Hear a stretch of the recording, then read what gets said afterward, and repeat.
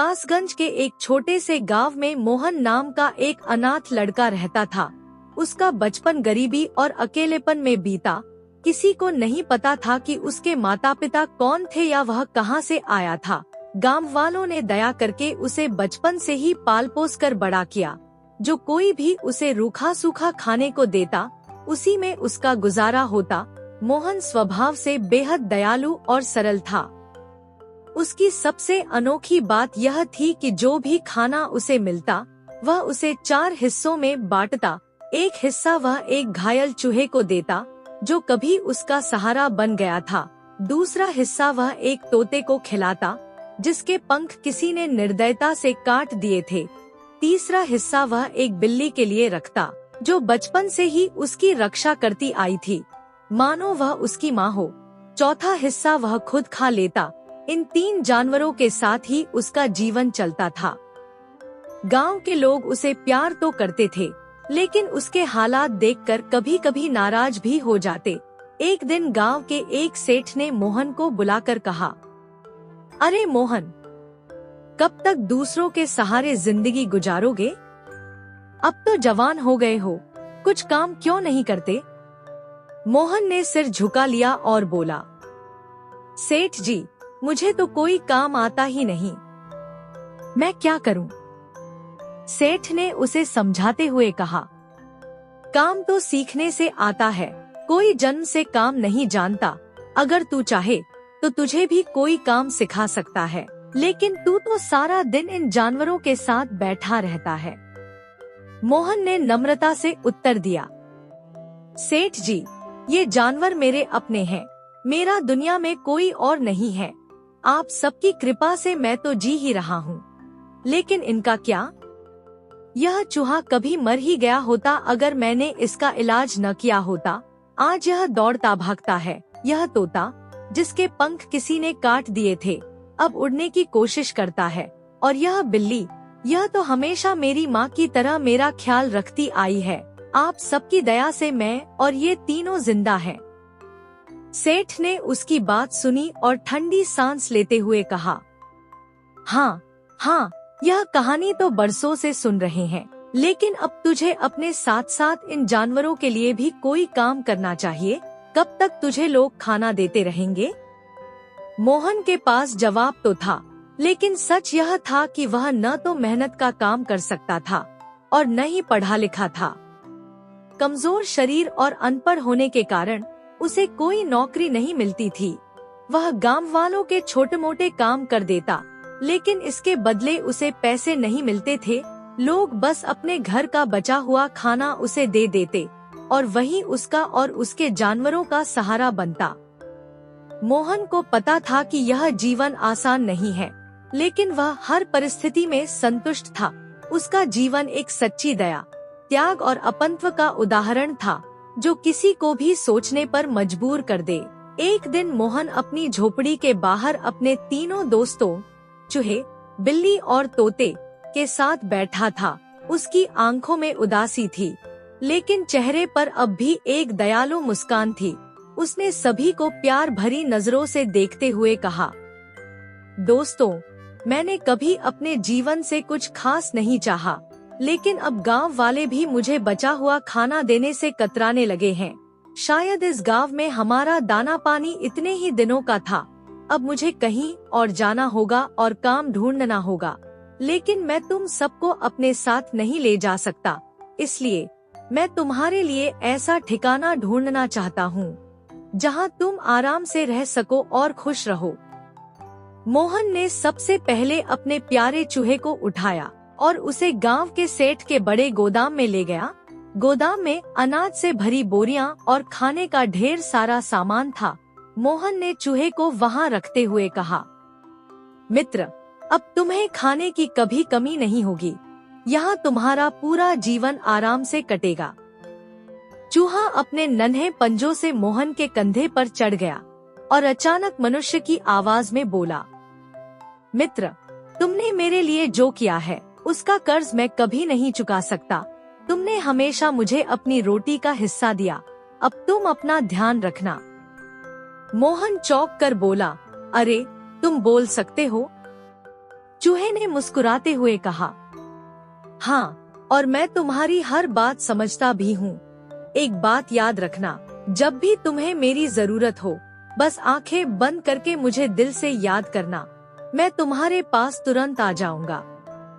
मोहन की आंखें भर आईं। उसने चूहे को प्यार से गोदाम में छोड़ा और फिर अपनी बिल्ली को लेकर गांव के सबसे बड़े हलवाई के घर के पीछे बने छोटे जंगल की ओर चल पड़ा। हलवाई के घर के पास पहुंचकर मोहन ने बिल्ली से कहा, मित्र, अब तुम्हारा ठिकाना यहाँ है। रात को जब हलवाई सो जाए तो उसके घर जाना और दूध दही से अपना पेट भर लेना, लेकिन मेरी एक बात याद रखना, दिन के समय उसके घर कभी मत जाना और अपना ख्याल रखना। बिल्ली अपनी चमकती आंखों से मोहन को देख रही थी। अचानक वह भी इंसानी आवाज में बोल पड़ी, मित्र, तुम्हारा बहुत बहुत शुक्रिया। तुमने हमेशा हमारा ख्याल रखा। खुद चाहे भूखे रहे, लेकिन हमें भूखा नहीं रखा। क्या तुम अपना ध्यान रख सकोगे? मोहन ने मुस्कुराते हुए कहा, अरे, क्या तुम भी चूहे की तरह बोल सकती हो? बिल्ली हंसते हुए बोली, हाँ, और हम तीनों, मैं, चूहा और तोता, हमेशा तुम्हारी बातें समझते थे। अगर कभी मेरी जरूरत पड़े तो बस आंखें बंद करके मुझे याद कर लेना, मैं तुम्हारे पास आ जाऊंगी। मोहन ने बिल्ली को हलवाई के घर के पास छोड़ा। उसकी आंखों में खुशी और दर्द का मिश्रण था। उसने महसूस किया कि उसकी दोस्ती कितनी अनमोल थी और उसने अपने इन प्यारे दोस्तों के लिए जो किया, वह सच्चे प्रेम और त्याग का प्रतीक था। मोहन बिल्ली से विदा लेने के बाद तोते को लेकर नदी के किनारे पहुंचा। वह तोते को नर्म आवाज में कहने लगा, मित्र, मैं जानता हूँ कि तुम भी चूहे और बिल्ली की तरह मेरी बात समझते हो और इंसानों की तरह बोल सकते हो। मुझे यकीन है कि तुम अपना ध्यान रखोगे। शिकारी से सावधान रहना। तोता, जिसने वर्षों से मोहन के स्नेह और देखभाल का अनुभव किया था, नम आंखों से बोल पड़ा, तुमने हमारी इतनी अच्छी तरह से देखभाल की।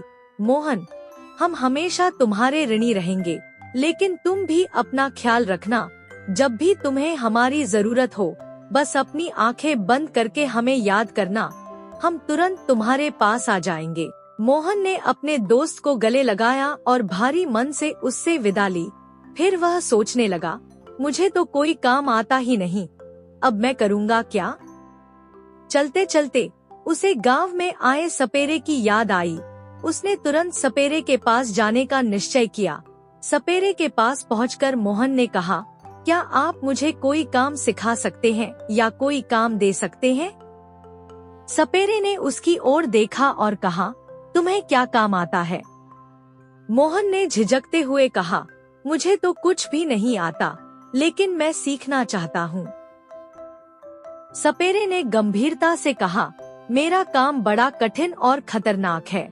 सांपों को पकड़ना और उनके जहरीले दांत निकालना आसान नहीं है, इसमें जान भी जा सकती है। मोहन मुस्कुराते हुए बोला, जान तो बिना काम के भी जा सकती है, मैं यह जोखिम उठाने के लिए तैयार हूँ। सपेरे ने उसे अपने साथ काम पर रख लिया। कुछ समय तक मोहन उसके साथ रहा और सांप पकड़ने का हुनर सीखने की कोशिश की, लेकिन मोहन का दयालु स्वभाव उसे सांपों को कैद में रखने और उनके दांत निकालने की इजाजत नहीं देता था। वह हर बार खुद को असहज महसूस करता। एक दिन मोहन अकेले ही जंगल में सांप पकड़ने निकल गया। काफी कोशिश के बाद उसने एक बड़ा सांप पकड़ लिया, लेकिन जैसे ही उसने सांप को अपने थैले में डालने की कोशिश की, उसका दयालु दिल उसे रोकने लगा। उसने सांप को देखा जो थकावट और डर से कांप रहा था। मोहन ने गहरी सांस ली और सांप को धीरे धीरे जमीन पर छोड़ दिया। जैसे ही सांप आजाद हुआ, उसने अचानक इंसानी आवाज में कहा, मुझे इस जंगल में मत छोड़ो, मैं अब बूढ़ा हो चुका हूँ। अगर तुम मुझे यहाँ छोड़ दोगे तो जंगल के जानवर मुझे खा जाएंगे, मैं अब दौड़ भी नहीं सकता। मोहन चौंक गया और हैरानी से बोला, तुम भी इंसानों की तरह बोल सकते हो? सांप ने सिर हिलाया और कहा, हाँ, मैं बोल सकता हूँ। लेकिन अब मुझे यहाँ मत छोड़ो, मुझे ऐसी जगह ले चलो जहाँ मैं सुरक्षित रह सकूं। मोहन ने धीरे से कहा, तुम्हें कहाँ लेकर जाऊं? बताओ, मैं तुम्हें वहीं छोड़ दूंगा। सांप ने कहा, मुझे इस जंगल के पूर्व दिशा में ले चलो, वहाँ एक पुराना गुफा है, वह मेरी सुरक्षित शरण स्थली बन सकती है। मोहन ने सहमति में सिर हिलाया और सांप को अपनी गोद में उठाकर पूर्व दिशा की ओर चल पड़ा। मोहन ने सांप को सावधानी पूर्वक अपनी बाहों में थाम रखा था और पूर्व दिशा की ओर बढ़ रहा था। रास्ते में जंगल का माहौल और भी रहस्यमय होता चला गया। अचानक घने पेड़ों के बीच से उसे एक गुफा दिखाई दी। गुफा के प्रवेश द्वार पर खड़ा होकर सांप ने मोहन से कहा, मित्र, अब तुम मुझे इस गुफा के पास छोड़ दो और मेरी पूंछ को कसकर पकड़ लो। मोहन ने उसकी बात मानी और सांप की पूंछ पकड़ ली। सांप अपनी पूंछ के सहारे मोहन को गुफा के अंदर खींचने लगा। गुफा का अंदरूनी हिस्सा अंधकारमय और रहस्यमय था, लेकिन मोहन को अपने मित्र पर पूरा विश्वास था। कुछ देर तक गुफा में सरकने के बाद अचानक अंधेरा छटने लगा और एक नई चकाचौंध कर देने वाली दुनिया उसके सामने प्रकट हुई। यह एक जादुई संसार था। चारों ओर रंग बिरंगे फूल खिले थे, झरने कलकल बह रहे थे और हल्की सी ठंडी हवा में मीठी सुगंध बसी हुई थी। पास ही एक भव्य महल खड़ा था, जो सोने और चांदी से बना हुआ प्रतीत हो रहा था। यह दृश्य देखकर मोहन की आंखें चमक उठीं। सांप ने अपनी पूंछ झटकी और अचानक अपनी कचली छोड़ दी। वह अब एक आकर्षक राजकुमार के रूप में मोहन के सामने खड़ा था। मोहन यह देख हैरान रह गया और बोला, तुम कौन हो और तुमने यह रूप कैसे बदला? राजकुमार ने मुस्कुराते हुए उत्तर दिया, मैं एक इच्छाधारी सर्प हूँ और इस सर्प लोक का मंत्री भी हूँ। आज तुमने मुझे बचाकर न केवल मेरी बल्कि पूरे सर्प लोक की रक्षा की है। चलो अब मेरे साथ महल में, महाराज स्वयं तुम्हारा स्वागत करेंगे। मोहन राजकुमार के साथ महल के अंदर गया। महल के मुख्य कक्ष में सर्प लोक के राजा सिंहासन पर विराजमान थे। जैसे ही मोहन वहां पहुंचा, राजकुमार ने महाराज को प्रणाम किया और कहा, महाराज, यह वही युवक है जिसने अपनी दया और साहस से मेरी रक्षा की। यदि यह न होता तो मैं किसी सपेरे के पिटारे में बंद होता। महाराज ने मोहन को सराहना भरी नजरों से देखा और कहा, युवक, आज तुमने हमारे मंत्री की रक्षा करके हमारे दिल को जीत लिया है। हम तुम्हारे आभारी हैं। हमें गर्व है कि हमारे लोक ने तुम्हारे जैसा नेकदिल इंसान देखा। मोहन ने विनम्रता पूर्वक उत्तर दिया, महाराज, मैंने तो बस अपने दिल की बात सुनी, यह मेरा कर्तव्य था। महाराज ने प्रसन्न होकर कहा, अब यह हमारा कर्तव्य है कि तुम्हारा आभार व्यक्त करें। कुछ समय के लिए हमारे सर्प लोक में मेहमान बनकर रहो और हमारी मेहमान नवाजी का अनुभव करो। मोहन ने विनम्रता से महाराज का निमंत्रण स्वीकार कर लिया। सर्प लोक में बिताए गए दिनों में मोहन की सादगी, बुद्धिमत्ता और स्वभाव ने सभी को प्रभावित किया। महाराज को लगा कि मोहन जैसा योग्य और नेकदिल युवक उनकी पुत्री के लिए सबसे उपयुक्त जीवन साथी होगा। उन्होंने अपने मंत्रियों के साथ विचार विमर्श किया और सभी ने इस प्रस्ताव का समर्थन किया। महाराज ने मोहन से इस विषय में बात की और कहा, युवक, यदि तुम्हें कोई आपत्ति न हो तो मैं चाहता हूँ कि मेरी पुत्री तुम्हारी पत्नी बने। मोहन ने विनम्रता से इस प्रस्ताव को स्वीकार किया। कुछ दिनों बाद सर्प लोक में भव्य समारोह आयोजित किया गया। मोहन और सर्प राजकुमारी का विवाह धूमधाम से संपन्न हुआ। सर्प लोक में विवाह के बाद मोहन और नागमणि प्रेम और आनंद से अपना जीवन व्यतीत कर रहे थे। नागमणि अत्यंत सुंदर थीं।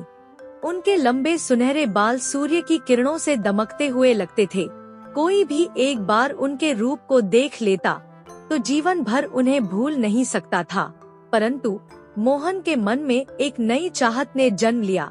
एक दिन उन्होंने नागमणि से कहा, नागमणि, हमें सर्प लोक से बाहर चलना चाहिए। मुझे लगता है कि अब हमें पृथ्वी लोक पर अपना घर बनाना चाहिए। नागमणि ने प्रेम पूर्वक उनकी बात सुनते हुए कहा, ठीक है, परंतु पहले पिताजी से आज्ञा लेनी होगी और जब वह आपसे कुछ मांगने को कहें तो उनसे वादा ले लीजिएगा कि वह आपके द्वारा मांगी गई वस्तु आपको देंगे। आप उनसे उनके गले में पड़ी हुई मोतियों की माला मांग लीजिएगा। मोहन और नागमणि सर्पराज के पास पहुँचे।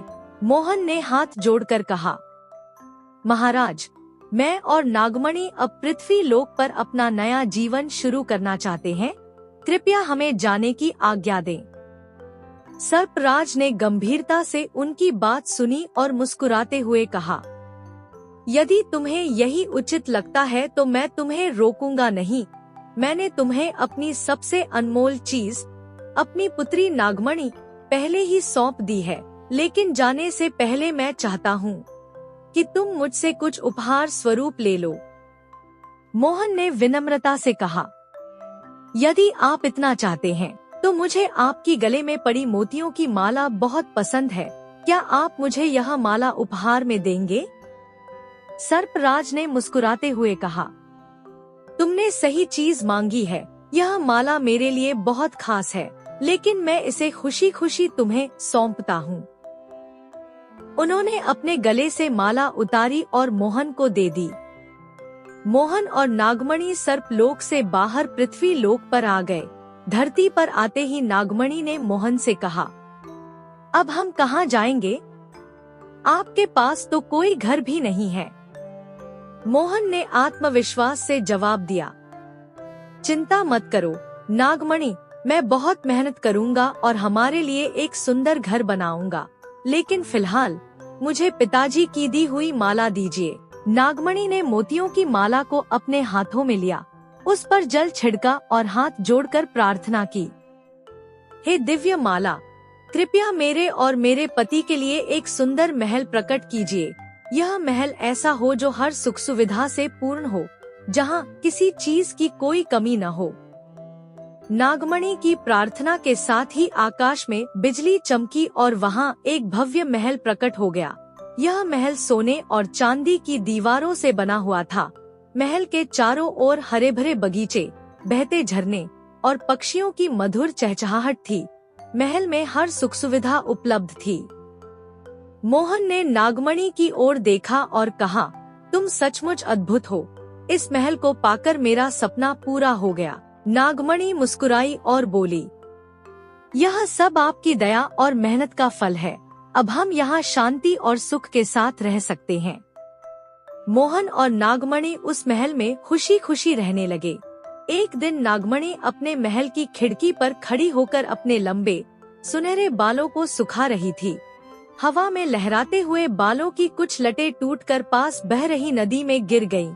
उन बालों की चमक इतनी अद्वितीय थी कि जैसे ही वे पानी में उतरे, एक बड़ी मछली ने उन्हें निगल लिया। उसी समय कुछ मछुआरे नदी में जाल डालकर मछलियां पकड़ रहे थे। उनकी किस्मत में वह मछली भी फंस गई जिसने नागमणि के बाल निगले थे। मछुआरे खुश होकर मछलियां पास के राज्य के राजा को भेंट स्वरूप ले गए। महाराज की जय हो। हमने आज बहुत बड़ी और सुंदर मछलियां पकड़ी हैं। यह आपके लिए हमारा उपहार है। राजा ने मुस्कुराते हुए कहा, हम तुम्हारे उपहार को स्वीकार करते हैं। आज हम भोजन में इन्हीं मछलियों को परोसने का आदेश देते हैं। राजमहल के रसोइये मछलियों को काटने और पकाने की तैयारी में जुट गए। तभी एक मछली के पेट से सोने की चमक निकली। आश्चर्यचकित रसोइये ने पाया कि यह एक स्त्री के सुनहरे बाल थे। बालों की अद्भुत चमक देखकर वह तुरंत उन्हें महाराज के पास ले गया। महाराज, यह देखिए, मछली के पेट से यह बाल मिले हैं। ऐसा लगता है कि यह किसी अद्वितीय सुंदर स्त्री के बाल हैं। महाराज बालों को देखते ही मंत्रमुग्ध हो गए। जिस स्त्री के बाल ऐसे हैं, उसकी सुंदरता कैसी होगी। मंत्री जी, यह पता लगाइए कि यह बाल किसके हैं। मैं उस स्त्री को अपने राज्य की महारानी बनाना चाहता हूँ। मंत्री आदेश पाकर सेना के साथ खोजबीन में जुट गए। तभी राजमहल में एक कुबड़ी स्त्री पहुंची और बोली, महाराज, यह बाल साधारण नहीं है। यह सर्पलोक की राजकुमारी के हैं, लेकिन वह पृथ्वी लोक पर कैसे आ सकती है, यह जानना मुश्किल है। महाराज ने उससे कहा, यदि तुम्हें कुछ पता है तो बताओ। महाराज, मुझे 100 सोने की मोहरें और 10 सैनिक चाहिए। मैं इस रहस्य का पता लगाकर लौटूंगी। राजा ने उसकी बात मान ली और उसे मोहरें और सैनिक दे दिए। कुबड़ी स्त्री ने सबसे पहले मछुआरों से बातचीत की।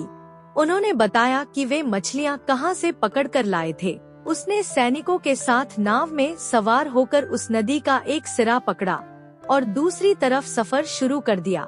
2-3 दिनों के कठिन सफर के बाद वह एक सुंदर और भव्य महल के पास पहुंची। महल की दीवारें सोने जैसी चमकदार थी और उसके आसपास का दृश्य किसी स्वर्ग जैसा लगता था। कुबड़ी स्त्री ने सैनिकों से कहा, तुम सब यही इंतजार करो जब तक मैं वापस न आऊं। यहाँ से मत जाना, चाहे कुछ भी हो जाए, मैं लौट कर आऊंगी। इसके बाद वह महल की ओर बढ़ गई। नागमणि अपने महल के द्वार पर खड़ी थी। तभी एक कुबड़ी स्त्री वहां आई।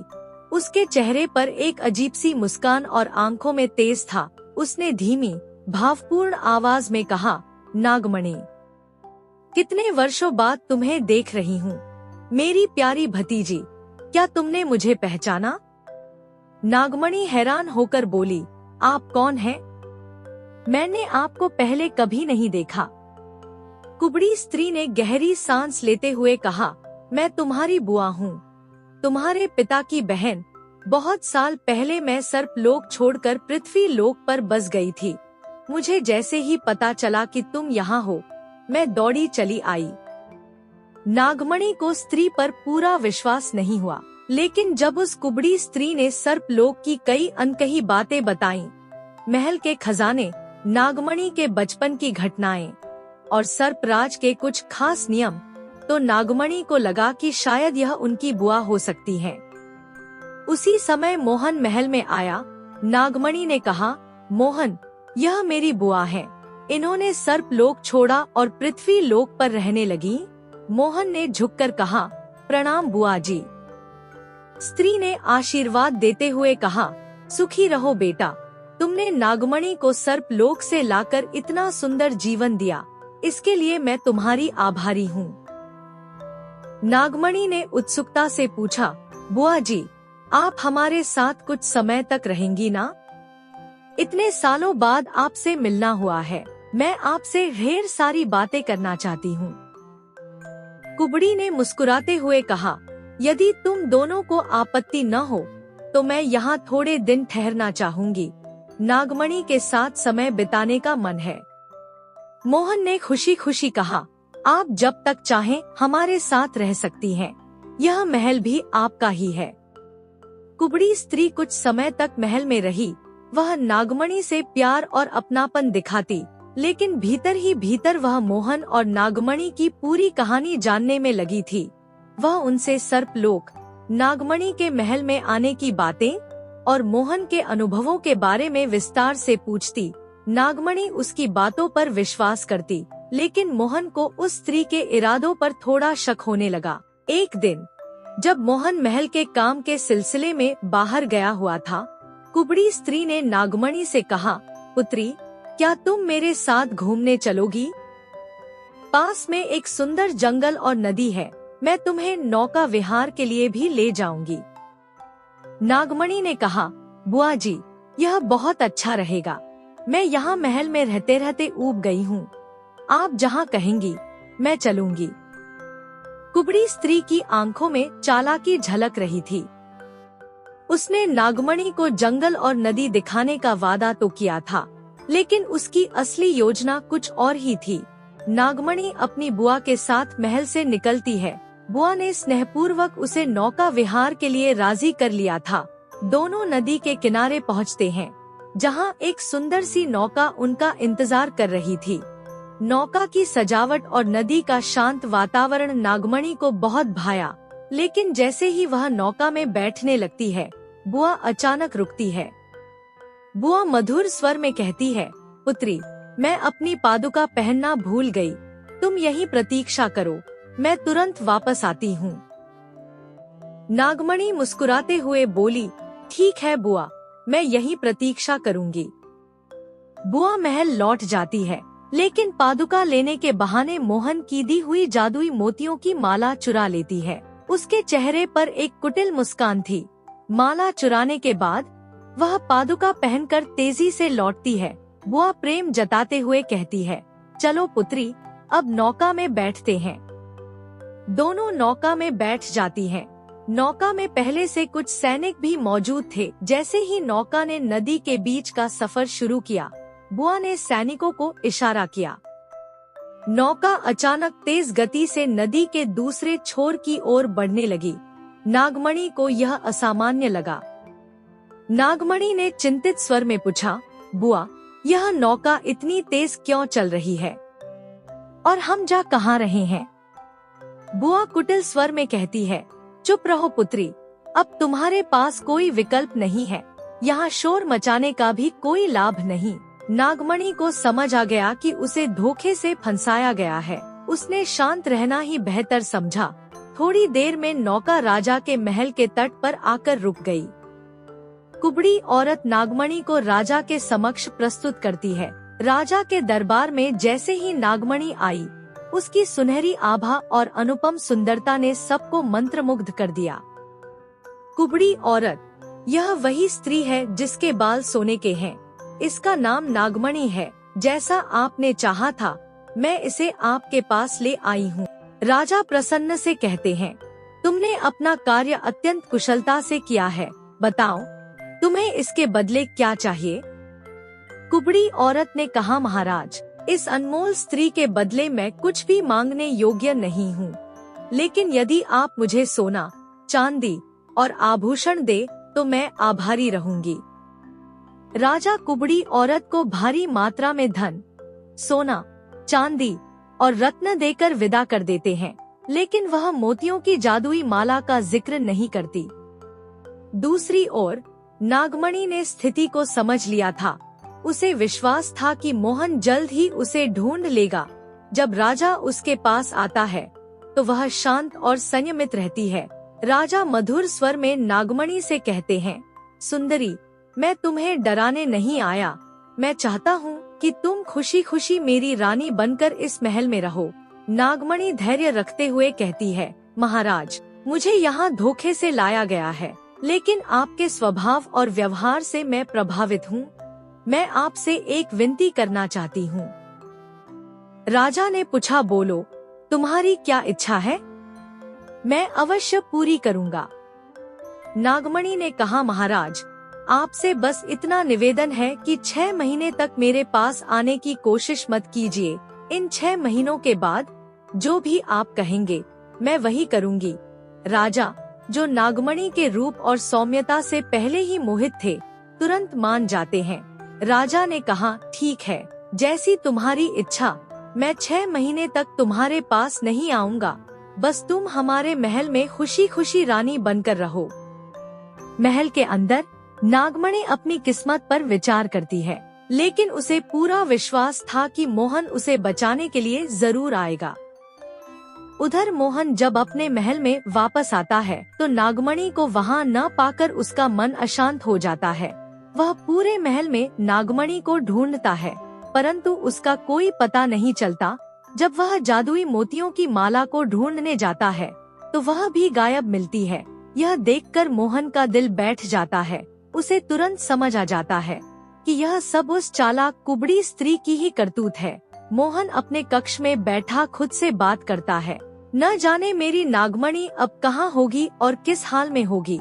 यह सब मेरी ही गलती है, जो मैंने उस दुष्ट स्त्री पर भरोसा किया। अगर वह माला नागमणि के पास होती तो वह अब तक मेरे पास वापस आ चुकी होती। अब मैं क्या करूं? किससे मदद मांगूं? वह सिर पकड़कर रोने लगता है। तभी उसे अपने पुराने मित्र चूहा, बिल्ली और तोते की याद आती है। मोहन अपनी आंखें बंद करता है और दिल से उन्हें याद करता है। कुछ ही क्षणों में वे तीनों मित्र उसके सामने प्रकट हो जाते हैं। तोता पूछता है, क्या हुआ मित्र? तुम बहुत परेशान लग रहे हो।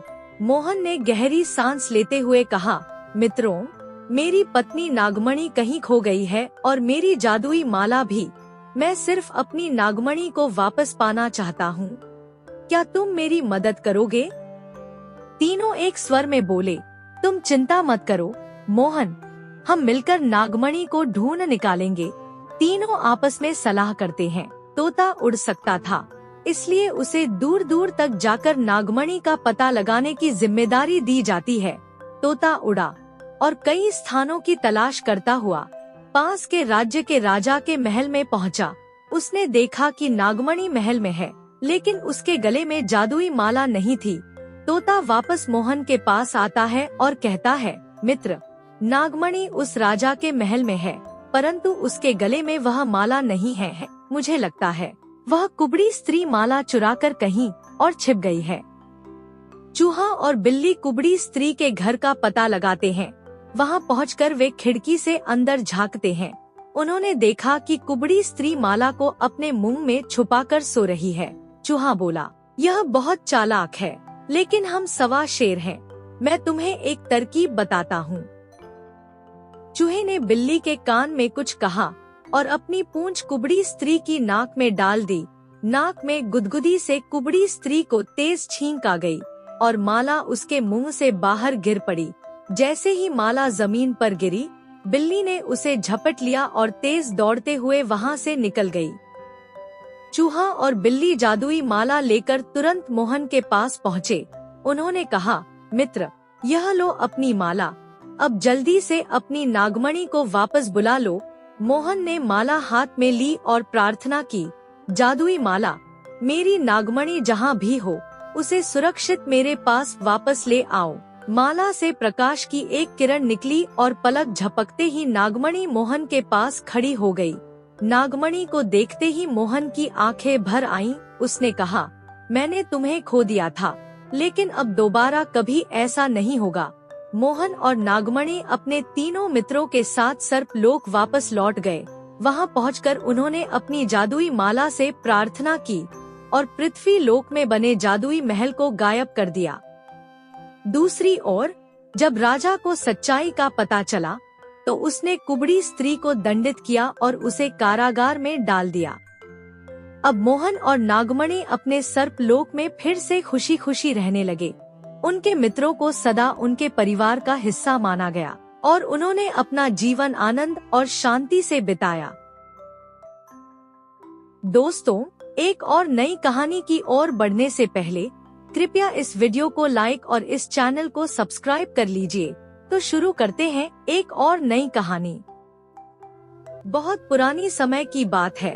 एक शक्तिशाली राज्य पर वीर प्रताप नामक राजा का शासन था। वीर प्रताप अपने न्यायप्रिय स्वभाव और वीरता के लिए प्रसिद्ध थे। उनका जीवन शांति और सुख से बीत रहा था, लेकिन पिछले कुछ समय से वह एक अजीब सी उलझन का शिकार हो गए थे। कुछ महीनों से वीर प्रताप को एक ही सपना बार बार आ रहा था। वह सपना इतना रहस्यमयी और विचित्र था कि राजा को बेचैन कर दिया करता। सपने में एक अजनबी औरत महल के विशाल दरवाजे पर दस्तक देती और पूछती, महाराज, क्या मैं आज आऊं या कल आऊं? वीर प्रताप हर रात यह सपना देखते और अक्सर इस सवाल से घबराकर नींद में हड़बड़ाकर उठ बैठते। यह सपना उन्हें 3 महीने से परेशान कर रहा था। न तो वे इस सवाल का अर्थ समझ पा रहे थे, न ही इस सपने से पीछा छुड़ा पा रहे थे। जब यह रहस्यमयी सपना वीर प्रताप के लिए असहनीय हो गया, तो उन्होंने अपनी परेशानी अपनी छोटी बेटी को बताने का फैसला किया। राजा वीर प्रताप की 2 बेटियां थीं। बड़ी बेटी की शादी हो चुकी थी, जबकि छोटी बेटी उनके साथ महल में रहती थी। छोटी राजकुमारी अपनी बुद्धिमानी और समझदारी के लिए पूरे राज्य में प्रसिद्ध थी। अगली सुबह वीर प्रताप ने अपनी बेटी को अपने सपने के बारे में विस्तार से बताया। उन्होंने कहा, हर रात एक औरत महल के दरवाजे पर आती है और मुझसे पूछती है कि मैं आज आऊं या कल आऊं। यह सवाल मुझे बेचैन कर रहा है। मैं समझ नहीं पा रहा हूँ कि इसका क्या मतलब है। राजकुमारी ने बड़े ध्यान से अपने पिता की पूरी बात सुनी। फिर शांत स्वभाव से उसने कहा, पिताजी, यह सपना वाकई उलझन भरा है, लेकिन मुझे लगता है कि इसका समाधान हो सकता है। अगली बार जब वह औरत आपसे पूछे कि वह आज आए या कल, तो आप उससे कहिए, आज ही आ जाओ। वीर प्रताप को अपनी बेटी की बुद्धिमानी पर पूरा भरोसा था। उन्होंने उसकी बात मान ली और वैसा ही करने का निश्चय किया। इसके बाद 3 रातें बीत गईं, लेकिन वीर प्रताप को वह सपना फिर नहीं आया। ऐसा लगा मानो वह रहस्यमयी औरत अब गायब हो गई हो। राजा ने राहत की सांस ली और सोचा, शायद मेरी बेटी की सलाह ने इस परेशानी को दूर कर दिया है। अगली रात राजा वीर प्रताप को फिर वही सपना आया। इस बार सपने में वह औरत, जो सफेद साड़ी में लिपटी हुई थी, उसके महल का दरवाजा खटखटा रही थी। उसकी आंखों में एक अजीब सी चमक और चेहरे पर रहस्यमयी मुस्कान थी। वह धीमे स्वर में फिर वही सवाल दोहराई, महाराज, क्या मैं आज आऊं या कल आऊं? राजा को इस बार अपनी बेटी के शब्द याद आ गए। उसने साहस जुटाकर उस औरत से कहा, तुम आज ही आ जाओ। जैसे ही राजा ने यह कहा, वह औरत अचानक गायब हो गई। यह देख राजा एक झटके से नींद से जाग उठा। उसका दिल जोर जोर से धड़क रहा था और माथे पर पसीने की बूंदें चमक रही थी। सुबह हुई तो राजा ने सबसे पहले अपनी बेटी को यह सपना सुनाया। बेटी ने राजा को धैर्य बंधाया और कहा, पिताजी, आपने जो किया वह बिल्कुल सही था। अब जो भी होगा, ईश्वर की इच्छा से ही होगा। आप चिंता न करें। यह सपना एक संकेत है और हमें इसे सकारात्मक रूप से लेना चाहिए। समय बीतता गया और राजा इस सपने को लगभग भूल ही चुका था। राज्य में चारों ओर शांति और समृद्धि का माहौल था, लेकिन अचानक एक दिन महल में एक घबराहट भरी खबर आई। राजा वीर प्रताप को सूचित किया गया कि पड़ोसी दुश्मन राज्य के राजा ने उनके राज्य पर आक्रमण कर दिया है। यह खबर सुनते ही राजा के चेहरे पर चिंता की लकीरें उभर आईं। वीर प्रताप स्वभाव से शांतिप्रिय थे और युद्ध से बचने के पक्षधर थे। अचानक हुए इस आक्रमण के लिए वह और उनकी सेना तैयार नहीं थी। दुश्मन की सेना ताकतवर और विशाल थी और उनके पास पर्याप्त हथियार और रणनीतियां थीं। फिर भी राजा ने हिम्मत नहीं हारी। उन्होंने अपने सेनापति को आदेश दिया कि वह दुश्मन से युद्ध के लिए मोर्चा संभाले। सेनापति ने पूरी कोशिश की, लेकिन दुश्मन की विशाल सेना के सामने उनकी सेना ज्यादा देर तक टिक नहीं सकी। अंततः हार निश्चित हो गई। जब राजा को पता चला कि उनकी सेना दुश्मन के सामने हथियार डाल चुकी है, तो उन्होंने अपनी बेटी के साथ महल छोड़ने का निर्णय लिया। महल पर दुश्मन का कब्जा हो गया। दुश्मनों ने महल को तहस-नहस कर दिया, उसके ऐश्वर्य को मलबे में बदल दिया। राजा वीर प्रताप ने अपने महल में एक गुप्त मार्ग बनवा रखा था, जिसकी जानकारी केवल उसे और उसके विश्वास पात्रों को ही थी। जब दुश्मन ने महल पर कब्जा कर लिया, तो राजा ने अपनी बेटी के साथ उसी खुफिया रास्ते से भागने का निश्चय किया। उस अंधेरे और सुनसान मार्ग से गुजरते हुए उनका दिल डर और अनिश्चितता से भरा हुआ था। दोनों अपने राज्य और महल को छोड़ने का दुख और अपमान झेल रहे थे। जंगल की ओर निकलते ही उनके सामने एक नया संघर्ष शुरू हो गया। दिन भर भागते भागते राजा और उसकी बेटी थकान से चूर हो गए। उनके पांवों में छाले पड़ गए थे और हर कदम उठाना मानो असंभव सा हो गया था। बावजूद इसके उनके मन में यह डर हमेशा बना हुआ था कि कहीं दुश्मन के सैनिक पीछा करते हुए उन्हें पकड़ न ले। शाम होते होते वे अपने राज्य की सीमा के पास स्थित एक छोटे से गांव में पहुँचे। यह गांव वीरान और शांत था, लेकिन राजा वीर प्रताप को एक चेहरा याद आया।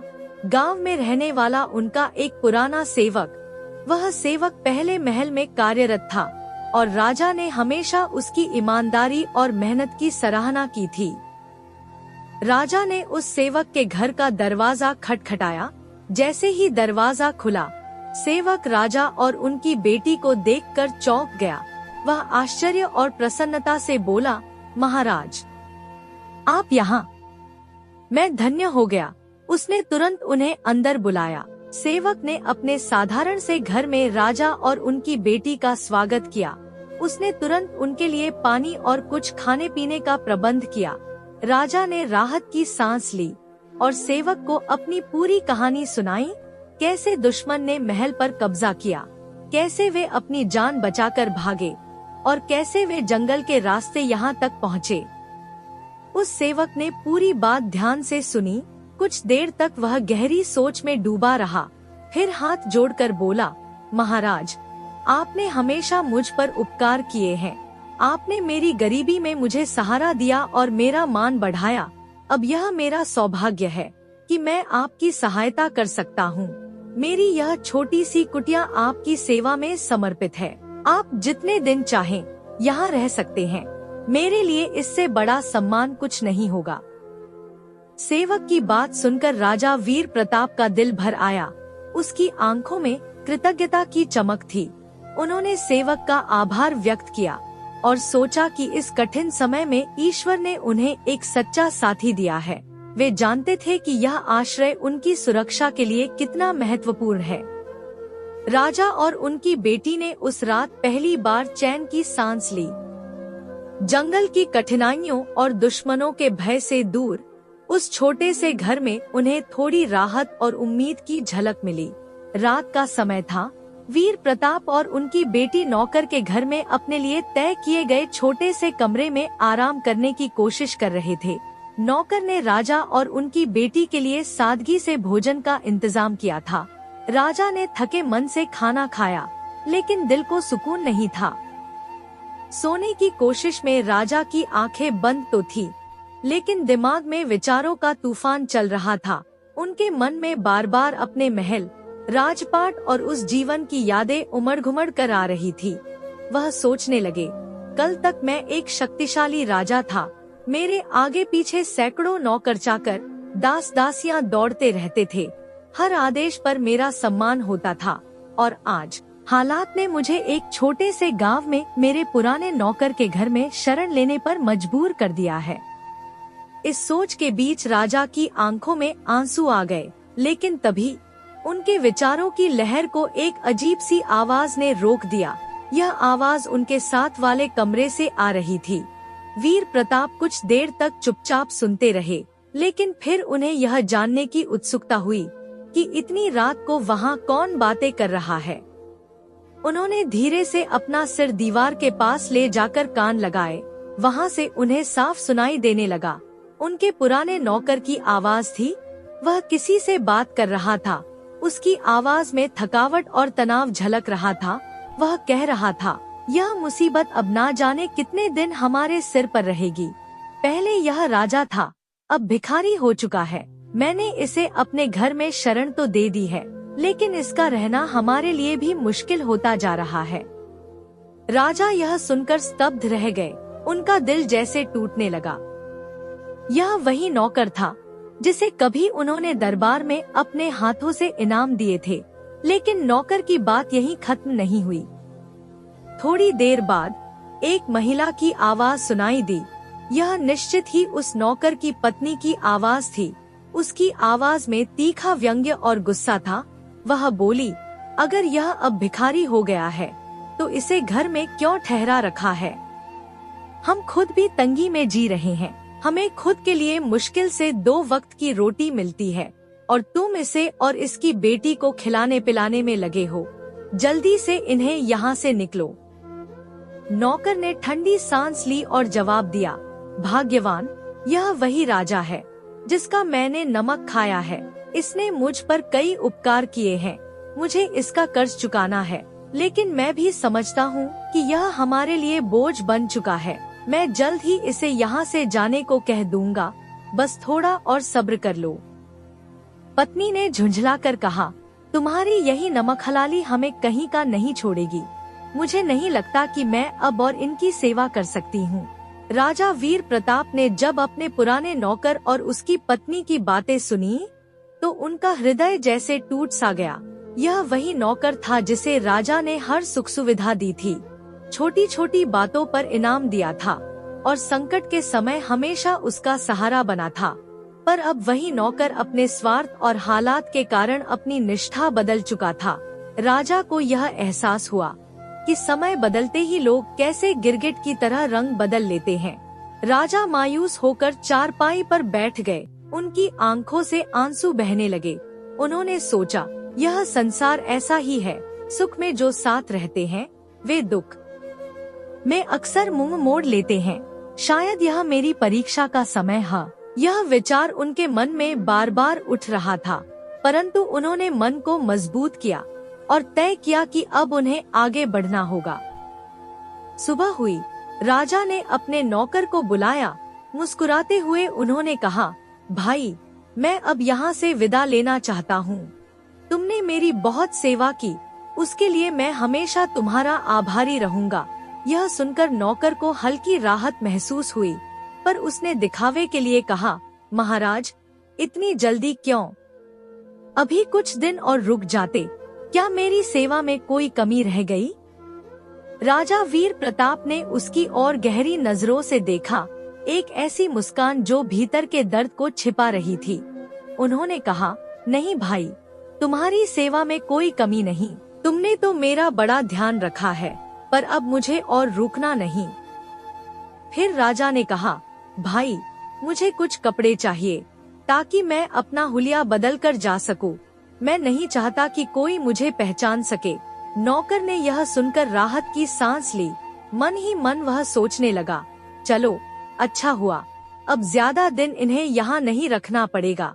कहीं ऐसा न हो कि दुश्मन की सेना इन्हें ढूंढते ढूंढते यहाँ आ जाए और मैं भी उनकी परेशानी में फंस जाऊं।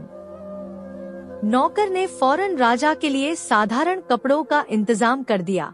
राजा ने अपनी बेटी के साथ कपड़े बदले और अपना हुलिया पूरी तरह से बदल लिया। अब वह किसी साधारण किसान या व्यापारी की तरह दिख रहे थे। उन्होंने नौकर से विदा ली और कहा, तुम्हारा उपकार मैं कभी नहीं भूलूंगा। नौकर उन्हें विदा देने के लिए बाहर तक आया, पर भीतर से वह बेहद खुश था कि अब उसकी परेशानी खत्म हो गई। राजा वीर प्रताप और उनकी बेटी नौकर के घर से निकल पड़े। चलते चलते दिन भर सफर करते हुए वे अपने राज्य की सीमा तक आ पहुँचे। चारों ओर वीरान रास्ते और जंगल थे। रास्ते में उन्होंने देखा कि दुश्मन सेना अब भी राज्य के आसपास घूम रही है। राजा ने अपनी बेटी से कहा, अब हमें सावधानी से चलना होगा। किसी को यह पता नहीं लगना चाहिए कि हम कौन हैं। आखिरकार वे एक बड़े नगर में पहुँचे। यह नगर धनधान्य से भरा हुआ था। राजा वीर प्रताप को याद आया कि इस नगर का सेठ उनके अच्छे मित्रों में से एक था। वह एक सच्चा और निष्ठावान व्यक्ति था, जिसने कई बार कठिन समय में राजा की मदद की थी। राजा ने ठहरकर सोचा, क्यों न अब सेठ से सहायता ली जाए। शायद वही हमें इस मुश्किल से बाहर निकालने का कोई रास्ता दिखा सके। यह सोचकर राजा ने नगर में सेठ के घर का रास्ता पकड़ा, मन में उम्मीद और थोड़ी चिंता लिए। वीर प्रताप अपनी बेटी के साथ नगर सेठ की हवेली में ठहरा हुआ था। सेठ ने उनका स्वागत बड़े ही आदर और सम्मान के साथ किया था। हालांकि राजा ने अपना हुलिया पूरी तरह बदल लिया था। नगर सेठ ने उसकी बेटी को पहचान लिया और तुरंत समझ गया कि यह उनके पुराने मित्र वीर प्रताप ही है। राजा ने अपनी दुर्दशा और राज्य के खो जाने की पूरी कहानी सेठ को सुनाई। नगर सेठ, जो सच्चा मित्र था, बोला, महाराज, यह हवेली आपकी है। आप जितने दिन चाहें यहाँ रहें। मैं आपके अच्छे और बुरे दोनों समय का साथी हूँ। वीर प्रताप सेठ के इस आदर सत्कार से बहुत प्रभावित हुआ। वह महसूस कर रहा था कि बुरे वक्त में सच्चे मित्र ही साथ देते हैं। सेठ ने राजा और उसकी बेटी को अपने घर के सबसे अच्छे हिस्से में ठहराया और हर तरह की सुविधा मुहैया कराई। वीर प्रताप ने वहाँ एक हफ्ता शांति से बिताया, लेकिन इसी दौरान एक विचित्र घटना घटी। एक रात नगर सेठ की पत्नी अचानक बेहोश हो गई। उसे झटके आने लगे और अजीब अजीब तरह की हरकतें करने लगी। नगर सेठ और घर के सभी लोग घबरा गए। सेठ ने तुरंत वैद्यों और हकीमों को बुलाया। वे अपनी पूरी कोशिश करते रहे, लेकिन उनकी कोई दवा काम नहीं आई। आखिरकार नगर सेठ ने ज्योतिषियों और ऊंझाओं को बुलवाया। जब ज्योतिषियों ने अपनी पोथियां और कुंडलियां देखीं, तो उन्होंने कहा, सेठ जी, आपकी हवेली पर अपशगुन की छाया पड़ गई है। यह मनहूसियत तब से है जब से ये बाप बेटी यहाँ ठहरे हैं। अगर आप अपनी पत्नी की जान बचाना चाहते हैं तो इन दोनों को तुरंत यहाँ से निकाल दीजिए। ज्योतिषियों की बात सुनकर नगर सेठ का मन विचलित हो उठा। एक तरफ उसकी मित्रता थी और दूसरी तरफ अपनी पत्नी की जान। सेठ के मन में शक घर कर गया और वह सोचने लगा कि किस तरह वीर प्रताप से यह बात कहे। परंतु किसी तरह से इस बात की खबर वीर प्रताप तक भी पहुंच गई।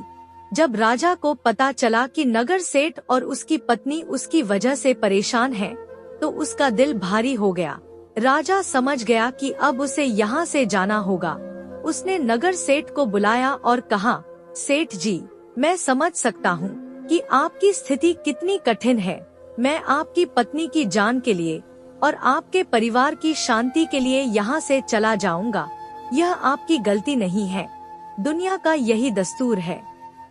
नगर सेठ ने अपने मित्र को रोकने की बहुत कोशिश की, लेकिन राजा ने उसका मन हल्का करने के लिए मुस्कुराते हुए कहा, सेठ जी, आप मेरे सच्चे मित्र हैं। आपने मेरी इतनी सेवा की, यही मेरे लिए बहुत है। अब मुझे आगे बढ़ना है। वीर प्रताप अपनी बेटी का हाथ थामे भारी मन से हवेली से निकल पड़ा। उसकी आंखों में एक सच्चे मित्र को खोने का दुख था, लेकिन वह जानता था कि जीवन की यह कठिन यात्रा उसे अकेले ही तय करनी होगी। वीर प्रताप और उनकी बेटी लंबे सफर के बाद जंगल में एक विशाल बरगद के पेड़ के नीचे जा बैठे। दोनों का शरीर थकान से चूर था और प्यास के मारे हालात बेहद खराब, मगर दूर दूर तक पानी का कोई निशान नहीं था। वीर प्रताप ने अपनी बेटी के सिर पर हाथ फेरते हुए सांत्वना दी, बेटी, आज की रात यहीं बिताएंगे। सुबह होते ही हम फिर से यात्रा शुरू करेंगे। कहीं न कहीं पानी जरूर मिलेगा। उनकी बेटी ने अपने पिता की ओर विश्वास से देखा और सिर हिलाया। जैसे ही रात गहरी होने लगी, पेड़ की शाखाओं पर दो पक्षी आकर बैठ गए। वे नर और मादा पक्षी थे, जो थके हुए यात्रियों की तरह कुछ पल आराम के लिए रुके थे। कुछ ही देर में पक्षी आपस में बातें करने लगे। उनकी बातचीत वीर प्रताप और उनकी बेटी के लिए आश्चर्यजनक थी, क्योंकि वे स्पष्ट रूप से इंसानों की भाषा में बोल रहे थे। नर पक्षी ने मादा पक्षी से कहा, देखो, ये दोनों जो यहाँ ठहरे हैं, बाप और बेटी हैं। यह व्यक्ति एक समय का महान राजा वीर प्रताप है, लेकिन अब इसके जीवन में बुरा समय चल रहा है। दुर्भाग्यवश इनकी कठिनाइयों का अंत अभी नहीं हुआ है। वीर प्रताप, जो आराम करने की कोशिश कर रहे थे, यह सुनकर चौंक गए। वे ध्यान से उनकी बातें सुनने लगे। मादा पक्षी ने पूछा, लेकिन इनकी मुसीबतें कैसे खत्म होंगी? नर पक्षी बोला, समय चाहे जैसा भी हो, हमेशा बदलता है। इनकी परीक्षा की घड़ियां भी खत्म हो जाएंगी, लेकिन इन्हें अपने बुरे समय को समाप्त करने के लिए एक विशेष उपाय करना होगा। इस जंगल के पास एक महान साधु रहता है। उसकी कुटिया में जाकर उसका आशीर्वाद लेना ही इनकी समस्याओं का समाधान है। वीर प्रताप ने पक्षियों की बातें सुनी और उनके मन में आशा की एक नई किरण जाग उठी। वे सोचने लगे, हो न हो, यह ईश्वर की ओर से हमें संकेत मिला है। उस साधु के आशीर्वाद में ही हमारी मुसीबतों का अंत छिपा है। सुबह होने पर उन्होंने अपनी बेटी को पूरी बात बताई। उनकी बेटी ने मुस्कुराकर कहा, पिताजी, हमें उस साधु की कुटिया को ढूंढने में देर नहीं करनी चाहिए। चलिए, हम तुरंत इस दिशा में निकलते हैं। वीर प्रताप और उनकी बेटी ने साधु की कुटिया ढूंढने के लिए पूरा जंगल छान मारा। वे हर दिशा में खोजते रहे, मगर कुटिया का कोई निशान नहीं मिला। जैसे जैसे समय बीतता गया, उनकी निराशा बढ़ने लगी, लेकिन वीर प्रताप ने हिम्मत नहीं हारी। शायद हमें आगे बढ़ना होगा, वीर प्रताप ने कहा, और दोनों एक बार फिर अपनी यात्रा पर निकल पड़े। घने जंगलों, पथरीले रास्तों और कठिनाई भरे सफर को पार करते हुए वे अंततः एक नए राज्य की सीमा पर जा पहुँचे। राजा वीर प्रताप और उनकी छोटी बेटी जंगलों में भटकते हुए अंततः उस राज्य में पहुंच गए, जहां उनकी बड़ी बेटी ब्याही गई थी। जब उन्हें यह एहसास हुआ कि वे अपनी बेटी के घर के पास आ गए हैं, तो राजा के मन में एक क्षणिक राहत का अनुभव हुआ। उन्होंने सोचा, चलो कम से कम बेटी के घर में कुछ दिनों का आसरा तो मिलेगा। राजा अपनी छोटी बेटी के साथ अपनी बड़ी बेटी की हवेली की ओर चल पड़े। जैसे ही बड़ी बेटी ने अपने पिता और बहन को देखा, वह खुशी से झूम उठी। लेकिन जब उसे अपने पिता की स्थिति और पूरी कहानी का पता चला, तो उसकी आंखें भर आईं। उसने अपने पिता और बहन को बड़े आदर और प्रेम से अपने घर में ठहराया। उस रात जब राजा अपने कमरे में अकेला था, नींद उसकी आंखों से कोसों दूर थी। उसके मन में तरह तरह के विचार उमड़ने लगे। उसने सोचा, क्या मैंने अपनी बेटी के घर में शरण लेकर सही किया है? 8-10 दिन तो ठीक है, लेकिन अगर मैं ज्यादा दिनों तक यहाँ रुका रहा तो लोग क्या कहेंगे? एक राजा होकर अपनी बेटी के घर में रह रहा है, इससे तो मेरी और मेरी बेटियों की बदनामी होगी। राजा ने रात भर सोचने के बाद फैसला किया कि सुबह होते ही वह अपनी छोटी बेटी के साथ चुपचाप इस घर को छोड़ देगा। उसने यह भी समझ लिया था कि उसकी बड़ी बेटी उसे आसानी से जाने नहीं देगी, इसलिए बिना किसी को बताए निकलने का निश्चय कर लिया। सुबह होते ही राजा अपनी छोटी बेटी को लेकर बिना किसी को खबर किए हवेली से निकल पड़ा। एक बार फिर वे जंगलों में दरबदर भटकने लगे। दिन भर की यात्रा के बाद जब रात हो गई और मौसम खराब होने लगा, तो तेज बारिश ने उनकी मुश्किलें और बढ़ा दी। दोनों पिता पुत्री किसी सुरक्षित स्थान की तलाश में इधर उधर भटकने लगे। तभी अंधेरे में उन्हें एक गुफा दिखाई दी। बारिश से बचने के लिए वे दोनों उस गुफा के अंदर चले गए। गुफा के अंदर घना अंधेरा था, लेकिन जब राजा ने ध्यान से देखा तो उसकी रगों में खून जम गया। गुफा के भीतर एक बड़ा और खतरनाक शेर गहरी नींद में सो रहा था। राजा ने तुरंत अपनी बेटी को चुप रहने का इशारा किया। उनकी सांसें थम गईं और उन्होंने धीरे धीरे दबे पांव गुफा से बाहर निकलने की कोशिश की। जैसे ही वे गुफा के बाहर आए, उनका डर उन्हें भागने पर मजबूर कर गया। उन्हें लग रहा था कि शेर कभी भी जाग सकता है और उनका पीछा कर सकता है। राजा और उनकी बेटी डर और थकान के बावजूद लगातार भागते रहे। उनके पांव दर्द से कराह रहे थे, पर मन में बसा शेर का खौफ उन्हें रुकने नहीं दे रहा था। बारिश धीरे धीरे थमने लगी, लेकिन वे रुकने को तैयार नहीं थे। भागते भागते वे जंगल के एक हिस्से में पहुँचे, जहाँ उन्हें दूर अंधेरे में एक छोटी सी झोपड़ी की झलक दिखाई दी। घने जंगलों में भटकते हुए वीर प्रताप और उनकी बेटी को जब झोपड़ी नजर आई, तो उनके भीतर एक नई उम्मीद जाग उठी।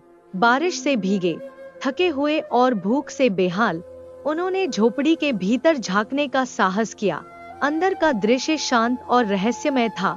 झोपड़ी के बीचों बीच एक बूढ़ा साधु अपनी ध्यान मुद्रा में लीन था। उसके चेहरे पर एक गहरी शांति और तेज का आभास था। वीर प्रताप और उनकी बेटी को अचानक लगा कि वे किसी दिव्य स्थान पर आ पहुँचे हैं। वीर प्रताप ने साधु से कुछ कहने के लिए कदम बढ़ाया ही था कि साधु ने हाथ के इशारे से उन्हें चुप रहने को कहा। राजा ने उस आदेश को तुरंत मान लिया। साधु ने कुछ क्षण अपनी आंखें बंद रखीं और फिर अपनी ध्यान अवस्था से बाहर आकर राजा और उसकी बेटी की ओर देखा। उसकी नजरों में मानो सब कुछ जानने की क्षमता थी। बिना किसी सवाल के साधु ने पास रखी टोकरी से कुछ ताजे फल निकाले और उन्हें राजा और उनकी बेटी को सौंप दिए। भूख और थकान से बेहाल उन दोनों ने फल खाए और कुछ ही देर में उन्हें ऐसा महसूस हुआ जैसे उनके शरीर में नई ऊर्जा का संचार हो गया हो। साधु ने एक मर्मस्पर्शी मुस्कान के साथ राजा और उनकी बेटी की ओर देखा और कहा, वीर प्रताप, मैं जानता हूँ कि तुम दोनों पर क्या बीत रही है। तुम्हारे जीवन में जो विपत्तियां आई हैं, वे अनायास नहीं बल्कि नियति का हिस्सा थी। वीर प्रताप ने विस्मय और श्रद्धा से पूछा, महाराज, आप मेरे बारे में इतना सब कुछ कैसे जानते हैं? साधु मुस्कुराए और बोले, राजन, तुम्हारे सपनों में जो औरत रोज आकर पूछती थी कि मैं आज आऊं या कल आऊं, क्या तुम जानते हो वह कौन थी? वीर प्रताप ने सिर हिलाते हुए कहा, नहीं, महाराज, मैं नहीं जानता कि वह कौन थी। साधु ने रहस्यमयी स्वर में कहा, वह कोई और नहीं, तुम्हारा दुर्भाग्य था। तुम्हारी बदकिस्मती ने तुम्हारे जीवन के द्वार पर दस्तक दी थी। वह तुमसे रोज पूछती थी कि मैं तुम्हारी जिंदगी में आज आऊं या कल आऊं। वीर प्रताप यह सुनकर हतप्रभ रह गए। साधु ने फिर कहा, उसका कल का अर्थ था तुम्हारा बुढ़ापा। अगर तुम उसे टालते रहते तो वह तुम्हारे वृद्धावस्था में आकर तुम्हें पूरी तरह से तोड़ देती। लेकिन तुम्हारी बेटी ने अपनी बुद्धिमानी से इसे पहचान लिया और तुम्हें सलाह दी कि तुम उससे कहो कि वह आज ही आ जाए। साधु ने राजा की बेटी की ओर देखकर कहा, बेटी, क्या मैंने ठीक कहा? राजा की बेटी ने सिर झुकाकर कहा, जी महाराज, आपने बिल्कुल ठीक कहा। मैंने पिता से कहा था कि वह विपत्ति को आज बुला लें, क्योंकि अभी उनमें ताकत है। उनका आज का साहस और धैर्य उन्हें इस बुरे समय से उबार सकता था, परंतु कल जब वह वृद्ध हो जाते तो शायद यह साहस नहीं जुटा पाते। साधु ने गहरी मुस्कान के साथ वीर प्रताप की ओर देखा और कहा, वीर प्रताप, तुम्हारी बेटी के विवेक ने तुम्हारे जीवन को एक बड़ी विपत्ति से बचा लिया। तुमने अपने बुरे समय का सामना आज किया और उसे सह भी लिया। यह समय गुजर जाएगा और तुम्हारी खुशियां फिर लौट आएंगी। साधु ने अपनी गहन दृष्टि और शांत स्वर में कहा, राजन, अब तुम्हारे लिए एक शुभ समाचार है। तुम्हारा बुरा समय समाप्त होने वाला है। तुम्हारे अच्छे दिन दस्तक दे रहे हैं। तुम्हारी सेना के सेनापति ने एक बार फिर से अपनी ताकत को संगठित करना शुरू कर दिया है। उसने अपने सभी सैनिकों को एकत्र किया है और नए जोश और साहस के साथ तुम्हारे राज्य को पुनः प्राप्त करने की तैयारी कर रहा है। साधु ने आगे कहा, और यह अकेले उसकी लड़ाई नहीं है। तुम्हारे कुछ पुराने मित्र जो पड़ोसी राज्यों के राजा हैं, उन्होंने भी अपने सैनिकों के साथ तुम्हारी सेना का साथ दिया है। उन्होंने अपने मित्र धर्म को निभाते हुए तुम्हारे सेनापति की मदद की है। मुझे पूर्ण विश्वास है कि जब तक तुम अपने राज्य पहुँचोगे, तुम्हारा राज्य फिर से तुम्हारा होगा। यह समय तुम्हारे धैर्य, साहस और संघर्ष का फल है। साधु के ये वचन सुनकर वीर प्रताप का चेहरा आनंद और विश्वास से चमक उठा। उसने साधु को बार बार प्रणाम किया और उनकी कृपा के लिए धन्यवाद दिया। फिर अपनी बेटी को साथ लेकर अपने राज्य की ओर चल पड़ा। यात्रा कठिन थी। जंगलों, पर्वतों और दुर्गम रास्तों को पार करते हुए कई सप्ताह बीत गए, लेकिन राजा के मन में एक संदेह भी था। क्या उसकी सेना वास्तव में जीत पाई होगी? क्या वह राज्य जो एक बार हाथ से निकल चुका था, फिर से पाया जा सकेगा? जब वीर प्रताप अपने राज्य की सीमा में पहुंचा, तो उसने जो देखा वह अविश्वसनीय था। उसकी सेना ने दुश्मन राजा को हराकर राज्य को पुनः जीत लिया था। दुश्मन राजा को बुरी तरह हराया गया और वह अपनी जान बचाकर भाग गया। राज्य के लोग अपने राजा के स्वागत के लिए उमड़ पड़े। हर ओर उल्लास और जयघोष हो रहा था। वीर प्रताप के सेनापति और उसके मित्र राजा ने गर्व से उसे सिंहासन पर बैठाया। उन्होंने विस्तार से बताया कि कैसे उन्होंने हार चुकी सेना को संगठित किया, उनका हौसला बढ़ाया और दुश्मन पर अचानक आक्रमण कर विजय प्राप्त की। वीर प्रताप ने अपनी सेना, अपने मित्र राजा और विशेष रूप से अपने सेनापति को धन्यवाद दिया। फिर वह अपनी बेटी के पास गया और उसका माथा चूमते हुए कहा, बेटी, तुम्हारी बुद्धिमानी और साहस ने ही मुझे इस बुरे समय का सामना करने की शक्ति दी। अगर यह विपत्ति मेरे बुढ़ापे में आती तो शायद मैं इसे सहन नहीं कर पाता। बेटी ने मुस्कुराते हुए कहा, पिताजी, मैंने तो वही किया जो मुझे उचित लगा। आपके साहस और ईश्वर की कृपा ने हमें विजय दिलाई। कुछ समय बाद वीर प्रताप ने अपनी बेटी का विवाह अपने वीर और निष्ठावान सेनापति के साथ कर दिया। पूरे राज्य में उत्सव का माहौल था। शादी के बाद वीर प्रताप ने अपना राज्य अपनी बेटी और दामाद को सौंप दिया और स्वयं शांति से ईश्वर के भजन और ध्यान में जीवन बिताने का निर्णय लिया। राज्य में एक बार फिर से खुशहाली लौट आई। लोग वीर प्रताप के साहस और उनकी बेटी की बुद्धिमानी की मिसालें देने लगे। यह कहानी सदियों तक एक आदर्श बनकर जीवित रही। दोस्तों, अगर आपको वीडियो अच्छी लगी हो तो जाने से पहले प्लीज इस वीडियो को लाइक और चैनल को सब्सक्राइब करते हुए जाइए। और हाँ, कमेंट में लिखकर जरूर बताएं कि आपको वीडियो कैसी लगी। धन्यवाद। हंसते रहिए, मुस्कुराते रहिए, लाइफ में मोटिवेटेड रहिए।